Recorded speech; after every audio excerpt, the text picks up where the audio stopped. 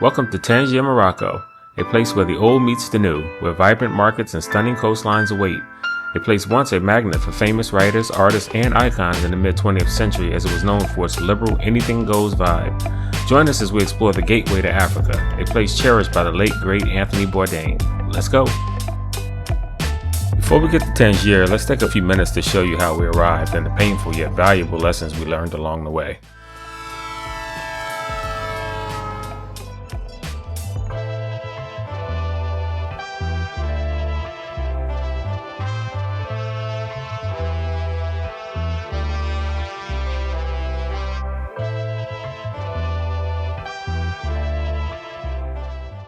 Good morning. We are at the train station in Madrid. It's quite an interesting setup they have here.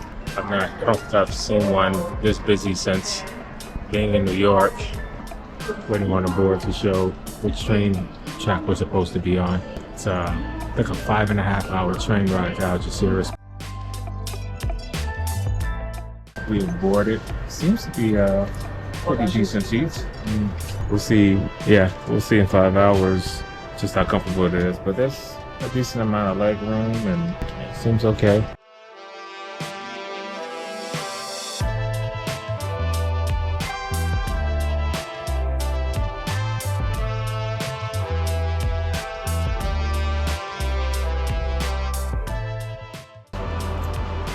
The pack mules have made it to Algeciras, only 45 minutes late.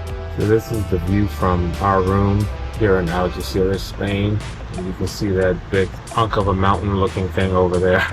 That's actually the Rock of Gibraltar, which is it's a British overseas territory, but it's connected to Spain, specifically to Algeciras here.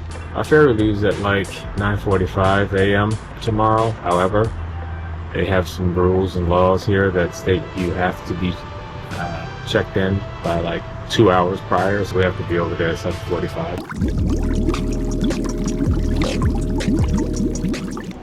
We just arrived at the port of Algeciras. Turns out the flight actually is delayed by about a half an hour, so it's leaving at 10:15 now instead of 9:45 this morning. So we're gonna make our way up to where boarding is.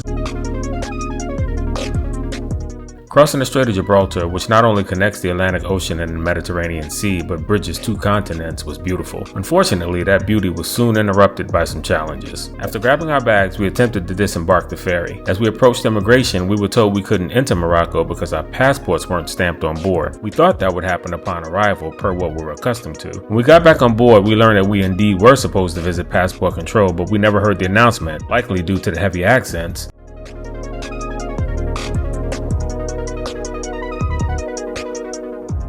To complicate matters, the passport officer had left the ship. Eventually, someone took us off the ferry and spoke with immigration, and we were put on a shuttle to the terminal. The guy took our passports. After a short drive, he dashed into the building, leaving us feeling more than a bit uneasy about what was happening. Thankfully, he quickly returned with our stamped passports, and we finally made our way to the terminal.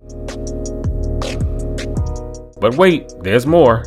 Once we reached the terminal, it took over an hour to figure out a ride into Tangier, which is about a 45-minute drive. We thought we had it sorted, but the rideshare app we researched turned out to be unreliable. After some frustration, we opted for a taxi and finally made it to our Airbnb. While that certainly wasn't the best experience, we learned some lessons. First, in any situation where there could be a misunderstanding, always get clarification.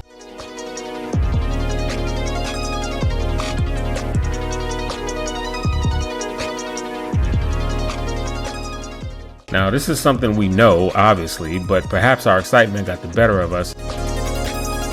Second, whenever possible, speak with your Airbnb host or hotel to figure out the best way to reach your accommodations. With our lessons neatly filed away, let's leap into Tangier's delightful whirlpool of wonders. That's my best attempt at Richard Ayoade's level of witticism. After another rough day of travel, we finally made it to our Airbnb here in Tangier, Morocco, and settle in a little bit. And now we are heading to get something to eat so that we can relax for the rest of the night and try to rejuvenate and refresh and get ready for tomorrow and whatever we're doing tomorrow. So this is the building we're staying in for our Airbnb.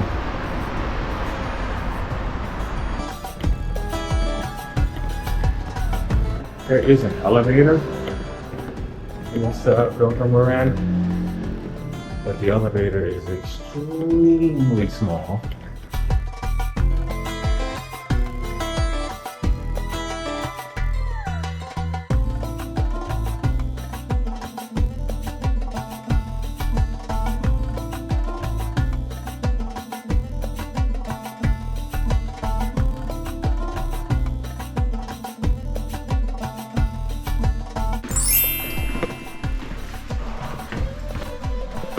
This is the kitchen slash dining room.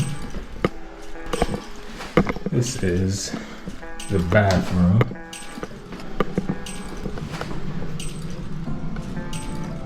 Not a lot, but it gets the job done. And this is the bedroom.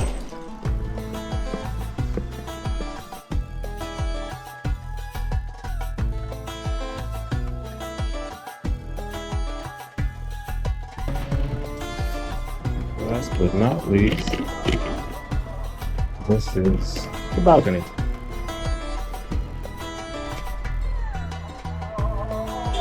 The sound of prayer is always, and talking about Muslim countries, it's always hearing it at the mosque. It's a beautiful sound to me. Good morning. We are headed to get something to eat. Today is the first day of Eid here in Morocco, or in the Muslim world, and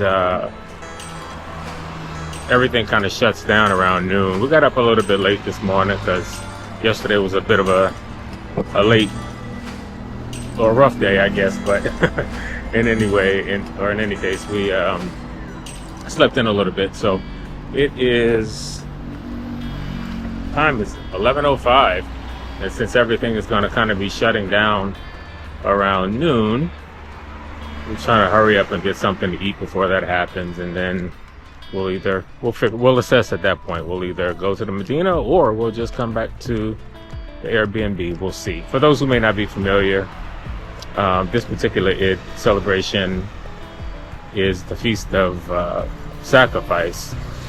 And they're having a drought in Morocco, which means the livestock numbers are down, which means the price for livestock is up. So they determined that this year they would not. Typically they sacrifice sheep for this particular Eid, and they're not going to be doing that this year. But we were told that the vibe will still be the same. Not exactly sure what that means yet, but we'll see.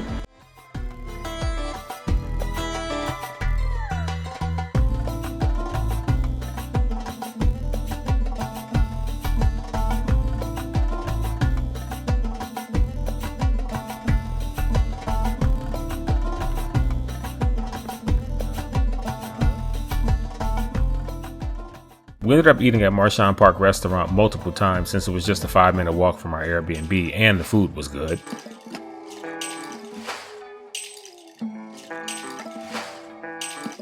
It also helped that we met a super friendly young man working there named Mohammed.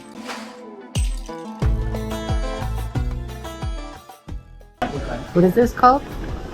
Got the British or the English breakfast, I guess it was. You got egg, sausage, mushroom, salad, beans, and a yummy toast with jam and butter and olives. Beautiful. All the growing body needs. Happy Kevin, happy me. We can share. I said I was not going to eat bread, but I'd make an exception.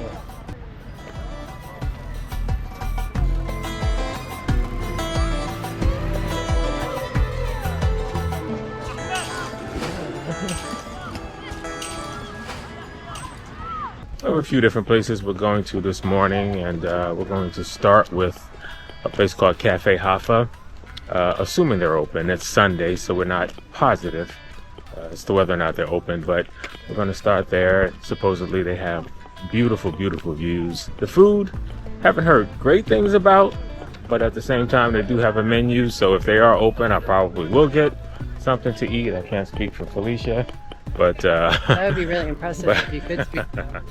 Worst case, maybe she'll have some tea, some mint tea, which flows freely here in Morocco, and I love it.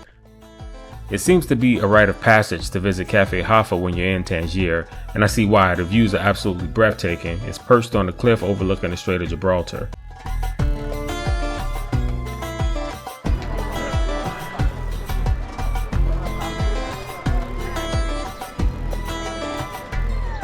The history of this place is that they opened in 1921, and the views are just stunning, and you can see Tarifa, Spain, off in the distance. So it doesn't appear that a lot of people come here to eat. It's mostly just to have a couple of drinks, not alcoholic drinks, but just juice or tea or coffee or something like that, and take in the views and take pictures. So, but again, the views really are stunning from here, and it's a beautiful day today. It's not too humid, so it's kind of perfect. Normally, we don't discuss places where we didn't have a great experience, but the service here was so exceptionally poor that we felt it was worth mentioning. Without going into too much detail, they went out of their way to ignore us, and when they finally took our order, we didn't receive everything we asked for. When I was finally able to pay, the staff member tried to overcharge me. After I pointed it out, he acted like he didn't have the correct change. So while the views were stunning, the experience was certainly overshadowed by the service. We also checked out the very windy Roman Punic necropolis.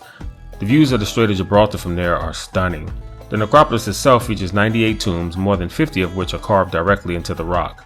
It was created between 800 BCE and 1000 BCE. The ancient graves themselves have withstood the test of time. However, after the Roman conquest, the graves were robbed and not much is left today. In fact, many graves are open and often filled with rainwater. It mostly serves as a gathering place to enjoy the fantastic views.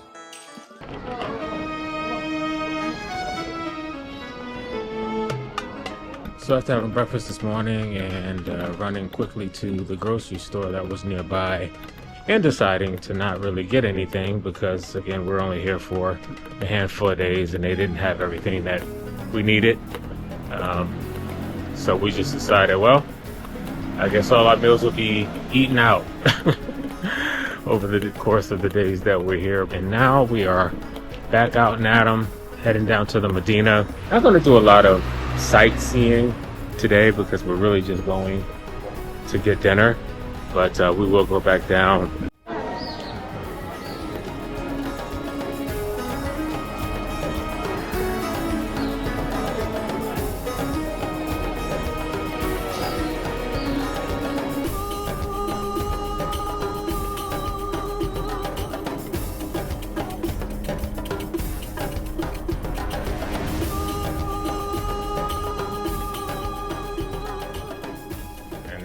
So good. Dar Harouche was our first authentic Moroccan meal in Tangier, and it definitely wouldn't be the last. The atmosphere, service, and the food were all amazing. It's impressive. That's impressive. I say so myself. Youssef, our server each of the 3 times we visited and was also the manager, was incredibly kind and accommodating. One of the things I ordered was a mixed salad without tomatoes. It ended up arriving with tomatoes. When Youssef noticed the mix-up, I told him it was fine, but he insisted on removing the plate. Even though I'd eaten most of it, he brought out another salad, which was even better than the first one. But the weather here has actually been really good, and I'm sure that's because Tangier is on the water. So it's not been too humid or anything like that. It's been lovely, really. So the Medina experience last night was fun. It was something that Felicia and I had been wanting to do for a while. And, we've seen pictures, seen videos and all of that, but actually having an opportunity to get to the Medina and experience that for ourselves was great. So we were trying to find a place to eat, but again, since it's Eid Mubarak, it's a little challenging to find something to eat. We sat at one restaurant, and it took the guy, we were sitting there for probably 15 minutes, and there were people who came in after us, and he ended up checking on them first. I know he was busy, he was by himself, but yeah, it was kind of off-putting, so we left. Said, okay, well, let's just check this place out and see if it's any good. The views are great sitting up here, and so far the appetizers look good, so we'll see. And we were given pretty much a Prix Fix menu. Yeah. So we got some choices. We're getting this appetizer, and then he's bringing salad and a main course, and then tea and dessert, and it's 150 dirham each. We didn't do any investigating on this restaurant, so. And for context, the 150 dirham is like 15, 16 USD. So. And hopefully we won't have to eat again until dinner. Yeah. Since we're already spending a lot of money on. Considering it's already almost 11:45. Yeah, go for it.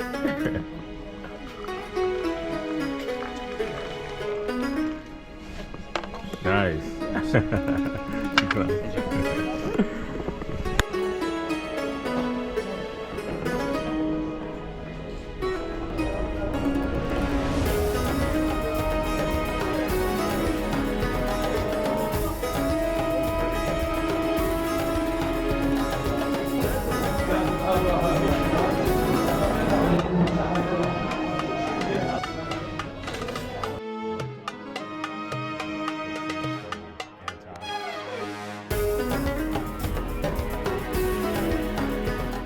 We happened to stroll past the Ibn Battuta Museum. I've always found him interesting. He was a Moroccan scholar and explorer from the 14th century. His story is a very interesting one if you want to look him up.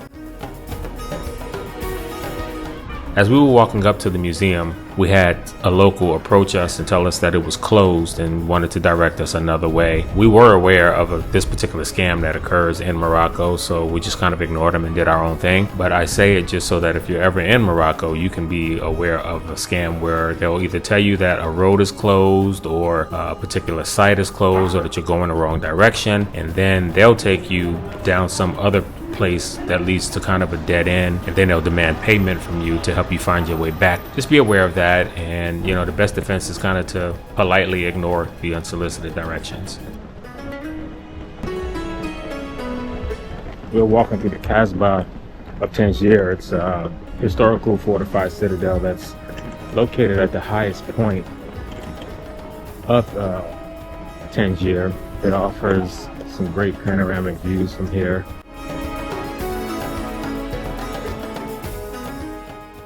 Hafa, which I hope I'm pronouncing correctly, is the main gateway into the Tangier Casbah. It was built in 1684 AD and once welcomed nomadic caravans from the Hafa tribes, hence the name. It also connects the Medina and the Casbah.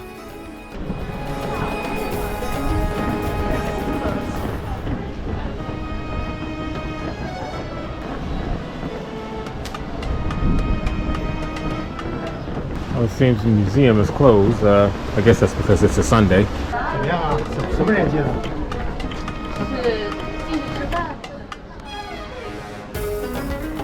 There's a view.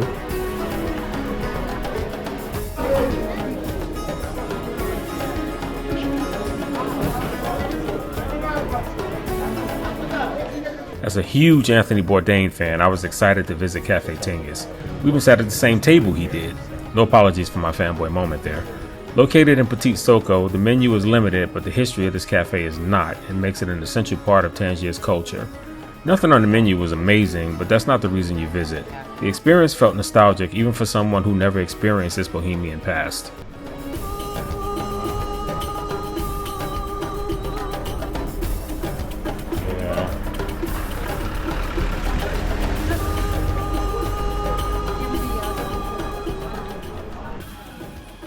Sheikh Hassan was another restaurant I loved. It was unassuming, but the food was fantastic. This was also the place that I discovered a love for olives. Felicia talked me into giving one a taste. I'm very, very happy that I listened.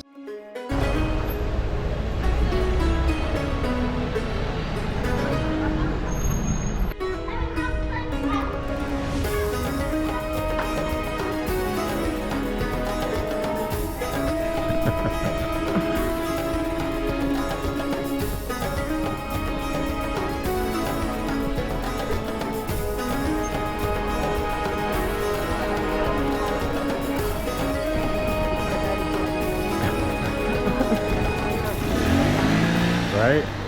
We just stepped out of the old Medina into what's called the Grand Soko, and the Grand Soko is just kind of this quasi-circular landmark that separates the old Medina from kind of the newer, what they consider downtown developments.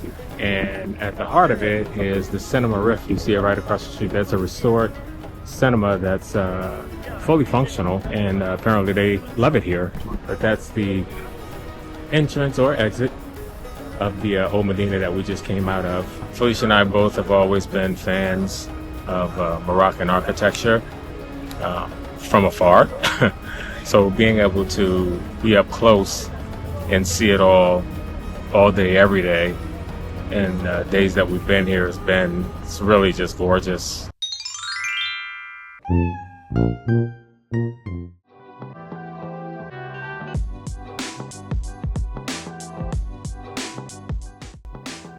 I feel like it's important to mention the cats in Tangier.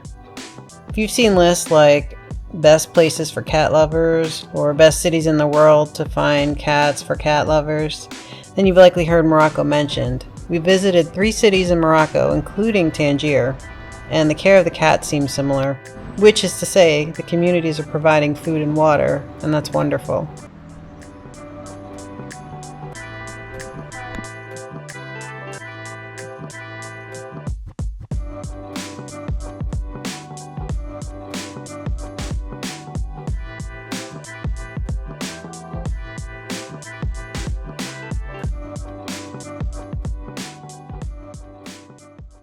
The part that was difficult for me as a cat lover was many cats clearly needed medical attention, and there did not appear to be veterinary clinics available. It also seemed that sterilization practices are uncommon based on the large kitten and pregnant cat population.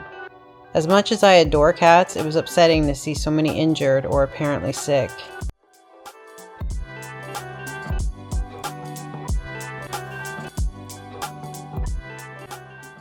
I feel like it's worth mentioning because, like me, I'm sure there's other people who might think about adding a city in Morocco to their travel list as a way to see cats. You wouldn't be wrong because they are everywhere and they are really cute. However, just be aware that their situation can be a bit sad. It's something to consider in your planning.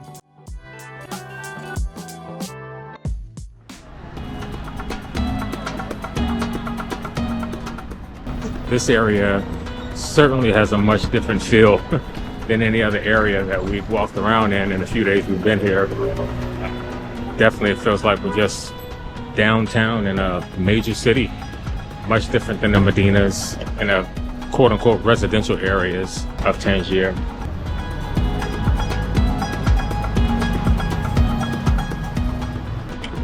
You want to mention that? Place to stay if you want. You just said? This neighborhood looks like a good place to stay. Really? If you want something more modern, if you're more comfortable in more modern amenities, this might be a better neighborhood than where we're staying, or in Medina. I think Riyadhs are more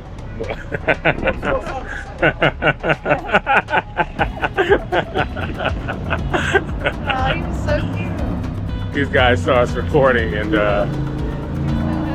figured they would end up on YouTube or something, so.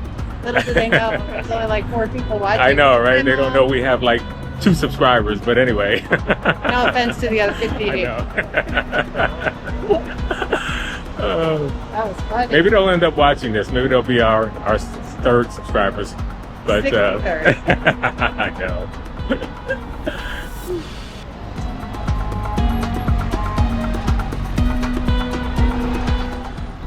I wanted to come here because this is a mural of Leila Alaoui. She was a photographer, a video artist, probably most importantly an activist. She was in Burkina Faso and killed during a terrorist attack in 2016 at 33 years old, just before her 34th birthday, and they put a mural here. She was French-Moroccan.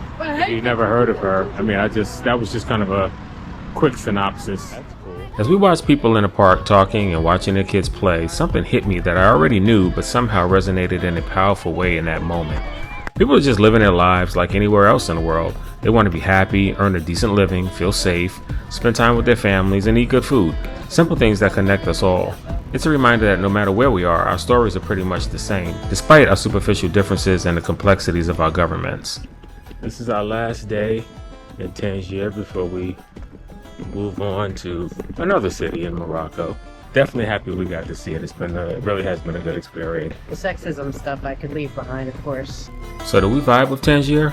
Well, we certainly leaned right on the vibe gauge. Tangier is a vibrant city filled with rich history and picturesque views. From the bustling souks to the tranquil seaside, there's something intriguing around every corner. Add to that a dash of tagine, and Tangier makes for a worthy gateway to Africa. Until next time.